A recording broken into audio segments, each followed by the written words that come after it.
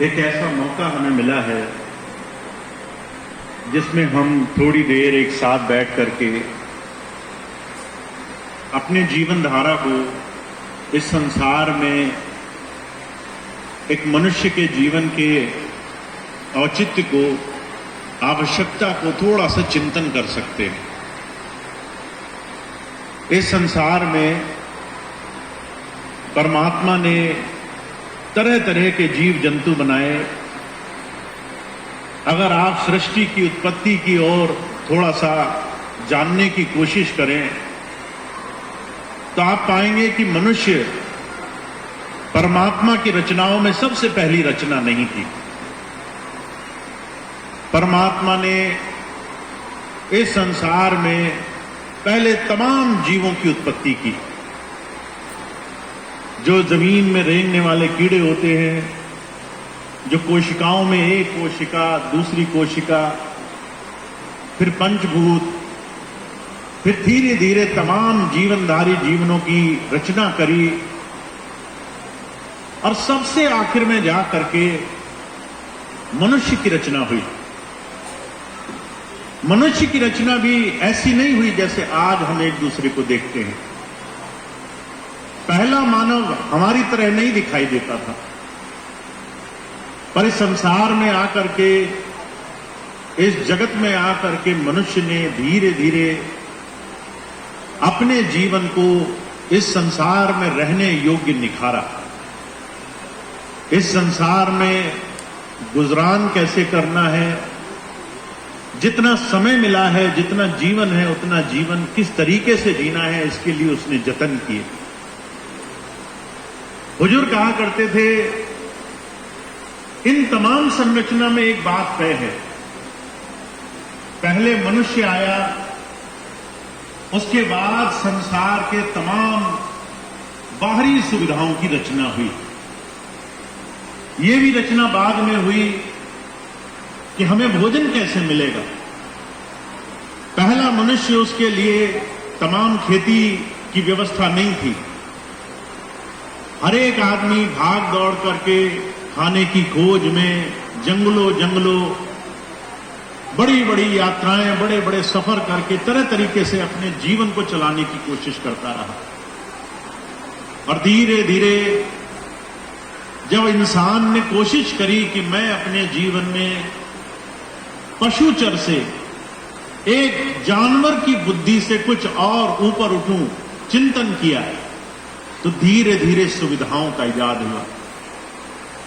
महाराज जी कहा करते थे, एक मनुष्य ऐसा प्राणी है संसार में जो जानवर का जानवर नहीं रहा, जिसके अंदर परमात्मा ने जब बुद्धि दी, विवेक दी, तो उसने अपने जीवन को निखार लिया। जंगलों में रहने वाला एक आदि मानव आज बड़े बड़े भवन, बिल्डिंग, बड़ी बड़ी सुविधाओं में, बड़ी बड़ी गाड़ियों में घूमने वाला एक आधुनिक मानव बन गया। पर हम संसार की वस्तुओं के लिए पैदा नहीं हुए थे। हमने वस्तुओं का इजाद किया अपने लिए। जो जो सुविधाएं हमें चाहिए थी वो हमने बना ली ताकि हमारा जीवन आसानी से चले। इससे ज्यादा दुनिया की तमाम सुविधाओं का, दुनिया की तमाम चीजों का कोई और अर्थ नहीं था। पर जब हम संसार में आए तो हम संसार में आकर के संसार की सुविधाओं में, दुनिया की तमाम चीजों में इतना ज्यादा हम उलझ गए कि आज हमें जीवन कुछ और दिखाई नहीं देता। अगर आप अपने घर से बाहर निकलें, लोगों के जीवन को देखें तो आपको आश्चर्य होगा। जब बच्चा छोटा होता है, पैदा होता है, तब उसे दुनिया का ज्ञान नहीं होता, पर 15-16 साल तक, 15-16 साल की उम्र आते आते दुनिया को इतना देख लेता है, उसकी भी एक संसार में भाग दौड़ लग जाती है। मुझे ये करना है, मुझे वो करना है, मुझे ये पाना है। ये पाने की होड़ बचपन में किसी के अंदर नहीं रही। ये पाने की होड़ संसार में आने के बाद हमने अपने ही आसपास के जनजीवन से एक दूसरे के जीवन में डाली। जो भी हम आज करते हैं संसार में, संसार का सिखाया है। ये हमारा बाहरी रूप है, ये वो जीवन है जो हमें एक दूसरे से मिला है, इसके हम एक दूसरे के लिए जिम्मेदार हैं। आज जो भी हो रहा है उसकी जिम्मेदारी हमें लेनी पड़ेगी। और अगर हम अपने जीवन में कभी इस संसार से पलट करके ईश्वर की तरफ जुड़ पाए तो वो भी हमारा प्रयास होगा। जब हम ये मान लेते हैं कि परमात्मा अपने आप अचानक कहीं से हमारे जीवन में प्रकट हो जाएगा, हम अपने जीवन में लगे रहेंगे और अचानक वो हमारे जीवन में प्रकट हो जाएगा, तो हम अपना सारा जीवन भूल में गुजार देते हैं। आध्यात्म सिर्फ एक बात कहता है, जैसे तुम पैदा होकर के चंद वर्षों में दुनिया के हो गए, ऐसे ही संसार में होने के बावजूद अगर तुम कुछ ऐसा जीवन जियो तो तुम आत्मज्ञानी भी हो सकते हो, तुम अंदर भी मुड़ सकते हो।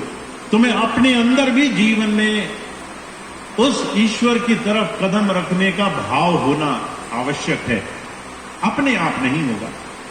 ऐसा नहीं है कि तुम कहीं भी बैठे हो और अचानक तुम्हारे जीवन में ईश्वर प्रकट हो जाएगा।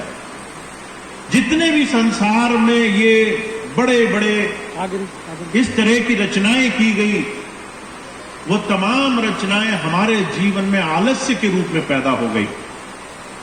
आज आप देखिए, जब कोई भारत में कथानक कहता है कि इस आदमी के घर में अचानक परमात्मा अवतार के रूप में प्रकट हो गया, उसके सामने खड़ा हो गया, बड़ी चमत्कारिक रूप रचना हो गई, भगवान आए, भगवान ने दर्शन दिए।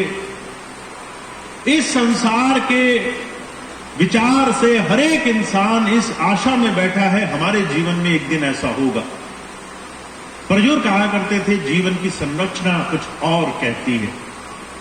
तुम खाली आए, तुमने संसार को पाने की होड़ मचा ली। तुम इस होड़ से अगर निकलना चाहोगे तो भी तुम्हें संसार से तिल तिल होकर के खाली होना पड़ेगा। जैसे धीरे धीरे भरे थे, ऐसे ही धीरे धीरे खाली भी होना पड़ेगा। अगर तुम प्रयास नहीं करोगे तो तुम अपने जीवन में ईश्वर की तरफ, सच्चे जीवन की तरफ नहीं मुड़ पाओगे। महात्मा बुद्ध हमारे जीवन में, हमारे आधुनिक जीवन में, हमारे कलयुग में एक सबसे बड़ी मिसाल है। एक ऐसा महापुरुष जिसने राजकुल में जन्म लिया और उसने त्याग अपनाया। जीवन में उसने सारी चीजों को छोड़ करके वो पाया जो जीवन पाने के लिए बना था। एक बड़ी सुंदर घटना आती है, जब महात्मा बुद्ध को ज्ञान हो गया, वो जा करके लोगों को ज्ञान देने लगे, तो एक बार उनके पिताजी ने संदेश भिजवाया कि मेरा लड़का बहुत प्रसिद्ध, संसार में एक संत के रूप में, गुरु के रूप में अब पहचाना जाता है, पर वो अपने पिता से क्यों नहीं मिलना चाहता। एक बार आए और अपने पिता से मिले। तो जितने भी संदेश भेजे, वो सारे लोग जब बुद्ध के पास जाते थे तो बुद्ध के होकर रह जाते थे। राजा अपने लड़के से मिलने के लिए, उसको संदेश भेजने के लिए लोगों को बुद्ध के पास भेजता और बुद्ध के पास जाते ही वो बुद्ध का हो जाता। ऐसे 9 बार राजा ने लोग भेजे और 9 बार जो आया वो वापस नहीं गया। वो बुद्धत्व की तरफ बढ़ गया, संन्यास ले लिया, गुरुजी का हो गया।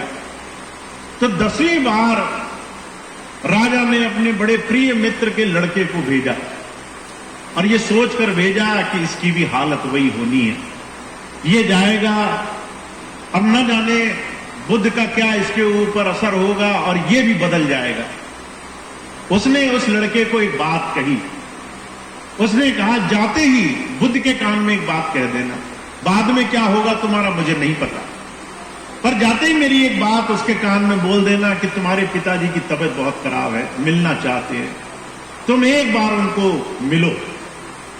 अब उसने ऐसा ही किया, बड़ा खास संदेश लेकर भेजा था, जाते ही इंतजार मत करना, झट से मुंह खोलकर बोल देना, उसके बाद जो होगा वो नहीं पता। वो आया, 10वां संदेश वाहक था, वो आया बुद्ध के पास। बुद्ध से उसने यही बात कही। बुद्ध को बड़ी खुशी हुई, पिताजी ने याद किया। जब पिताजी से मिलने गए बुद्ध, तो पिताजी अब भी उसे पिता और पुत्र की दृष्टि से देख रहे थे। शुद्धोधन कहते थे, तुम पागल हुए, गुरु बन गए, तुम पागल हुए, सन्यास में उलझ गए, क्या मिला है तुम्हें वहां पर? तुम वापस आओ, तुम मेरे अकेले लड़के हो, राजपाट संभालो, तुम ये सारा राज्य देखो, इसको आगे बढ़ाओ। बहुत कोशिश करी।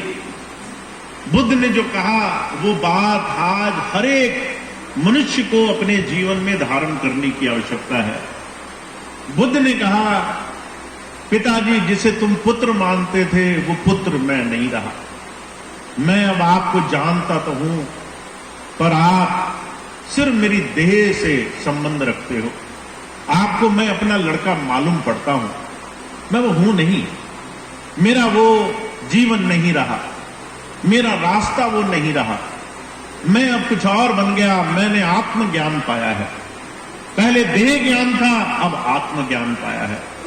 हुजूर कहा करते थे, हम लोग जब गुरु के पास जाते हैं हम देह ज्ञान पाते हैं। सत्संग क्या है? सत्संग वो कहीं सुनी जाने वाली प्रथा है जिसको बिना बोले तुम समझ नहीं पाओगे।